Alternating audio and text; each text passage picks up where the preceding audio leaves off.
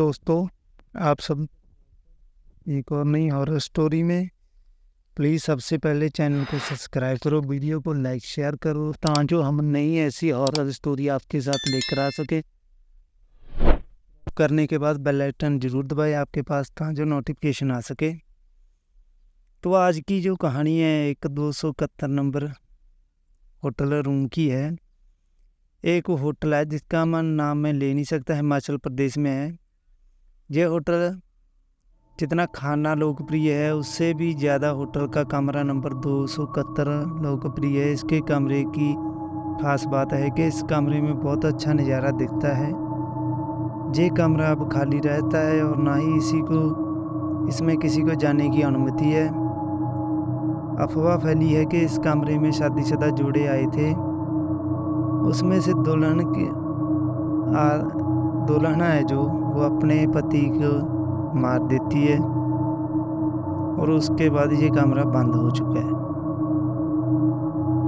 रात के 8 बजे रहे थे। एक शादीशुदा जोड़ा बानू जो पैलेस है वो उसमें आता है और अपने लिए कमरा बुक करता है। फिर कुछ समय बाद 4 लोग आते हैं जो घूमने आए थे हिमाचल प्रदेश, क्योंकि बहुत समय से वो एक साथ ही घूमने नहीं आए थे और कमरा बुक करने के लिए उन्हें 2 कमरे चाहिए थे, मगर एक ही कमरा खाली था। और फिर उसमें से एक लड़का जिसका नाम ऋषि है वो कहता है, अरे एक वो वाला कमरा भी तो खाली है 271। होटल का स्टाफ कहता है, नहीं सर, वो कमरा देना मना है, आप लोग शायद जहाँ पे नए हो। अब उसमें से एक लड़की नीलम कहती है, ऋषि रहने दो, हम 4 एक रात मेरे एक कमरे में रह लेंगे। नीलम मैडम आप एक ही कमरा दे दो जो खाली हो। अब जो बाकी के 2 लोग थे, इमरान और नीता, सब मिलकर उस कमरे में जाते हैं और 249 कमरा था जो ऋषि कहता है, अरे ये तो उसी कमरे के पास में है। और ऋषि चुपके से 271 की चाबी रख लेता है और कमरा नंबर 249 में जाकर कहता है, ये देखो चाबी 271 की, कौन जाएगा मेरे साथ? इमरान, नहीं मैं नहीं जाऊंगा। रात में आते वक्त सभी इस कमरे की बात कर रहे थे जहाँ एक साया है, मैं नहीं जाऊंगा। ऋषि, तुम? नीता, नहीं, पागल कुत्ते ने काटा है क्या? ऋषि, नीलम और मैं उस कमरे में जाकर सोते हैं। नीलम, दूर हट तू मेरे साथ, मैं अकेली जाऊंगी इस कमरे में, तुम तीनों जहाँ से सो। ऋषि, अच्छा, थोड़ा ऐसा थोड़ी होता है, मैंने कितनी मुश्किल से ये चाबी ली है। नीलम, बस कुछ नहीं सुनना। नीलम उसी का 271 कमरे में जाकर सो जाती है और दरवाज़ा लॉक कर लेती है। और इमरान, नीता, ऋषि 249 कमरे में रहते हैं। अब नीलम इतना जब कमरे में जाती है बोलती है, इतना सुंदर कमरा है, कितना नज़ारा, सुंदर नज़ारा है, फालतू में लोग अफवाह फैली है और कुछ नहीं है। बस वो कमरे को बंद कर देती है और चाबी ऋषि चुपके से चाबी ले लेती है। कमरा नंबर 258 देखते हैं वह कमरा जो एक शादीशुदा जोड़ा लिया हुआ था। दूल्हे की मौत हो गई थी और खून बह रहा था, पूरी तरह से कमरा भरा हुआ था खून से और दुल्हन कुछ नहीं समझ पा रही थी क्यों मारा है ऐसे, और रो रही थी। अब नीलम और बाकी दोस्त सब अपने घर के लिए निकलते हैं, मगर नीलम अब कुछ अलग बात कर रही थी। सारे दोस्त ये देखकर सोच रहे थे कि नीलम कैसे बदल गई, मगर किसी ने कोई ज़्यादा ध्यान नहीं दिया। नीलम रास्ते में एक शादीशुदा जोड़ा देखकर गुस्सा आने लगता है। अचानक से रात के समय वह शादीशुदा जोड़ा आराम कर रहा होता है, तभी नीलम आती है और दूल्हे की गर्दन मोड़ देती है और दुल्हन को कह, चली जा जहाँ से, नहीं तो तेरा किस्सा भी खत्म हो जाएगा। जैसा दुल्हन छोड़कर वहाँ से भाग जाती है और दूल्हे की बुरी तरह से नीलम हत्या कर देती है। किसी को पता नहीं चल रहा था कि इसके पास कोई शक्ति है।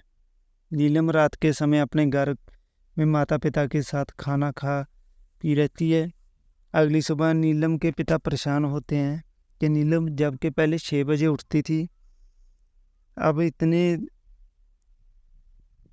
लेट क्यों उठ रही है? कम से कम दिन के 10-12 हो चुके थे। तो नीलम की बाबू बोलती है, अभी ये घूमने गई हुई थी, इसी वजह से वो थक गई है। आज शाम को नीलम जो थी उसके पापा उसको कहते हैं कि क्या हुआ बेटा, तुम सही तो हो? तो नीलम बोलती है हाँ सही हूँ।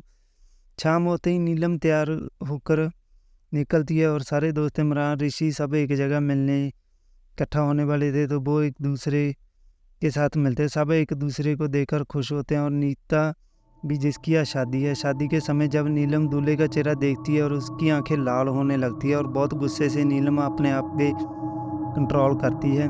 शादी होने के बाद नीलम नीता के कमरे में जाती है और शुभकामनाएं देने के लिए अकेले, तभी नीलम अपने हाथ से अभिषेक को उठा लेती है जिससे अभी शादी की थी नीता ने, और कहती है तुम मिल गया मुझे। नीता जय क्या कर रही है?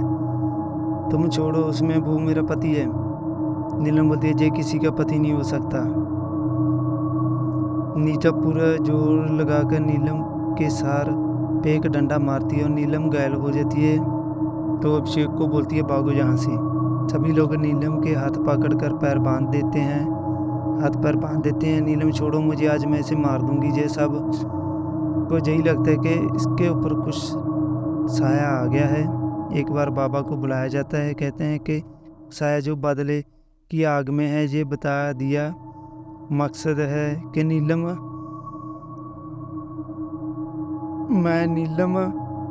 बोलती है मैं नीलम नहीं हूँ। सबके होश उड़ जाते हैं। तो कौन हो तुम? मैं समीक्षा हूँ। उस अभिषेक ने मेरी जिंदगी बर्बाद कर दी है। बाबा क्या हुआ तुम बताओ। तभी समीक्षा बोलती है मैं अपने माँ के साथ गांव में रहती थी। मेरे लिए एक रिश्ता आया था उस लड़के का जिसका नाम रणवीर है। उसने मुझे कहा कि मैं तुम्हें खुश रखूंगा और मेरी माँ को भी अपने साथ रखेगा। उसने कहा कि वो गांव का घर बेच के हम लोग शहर में जाकर रहेंगे। हम सब कुछ बेच दिया और आधे की तरह वो रणवीर कहता था कि हमें जो किया है मुझसे शादी भी, और हम लोग वहाँ पे जो पैसे वहाँ पे आए और एक कमरा लिया जो 271 नंबर कमरा है। उस रात भर मेरे साथ अच्छी बातें की और तुम आराम करो, और सुबह होते ही मैंने देखा तो मेरे सारे गहने और पैसे उसने ले लिए। कहकर वो चला गया। किसी और दूसरे के पास मैंने उसके धमकी दी, उसने मुझे उसी कमरे में मार दिया और ऐसा दिखाया कि मैंने आत्महत्या की है।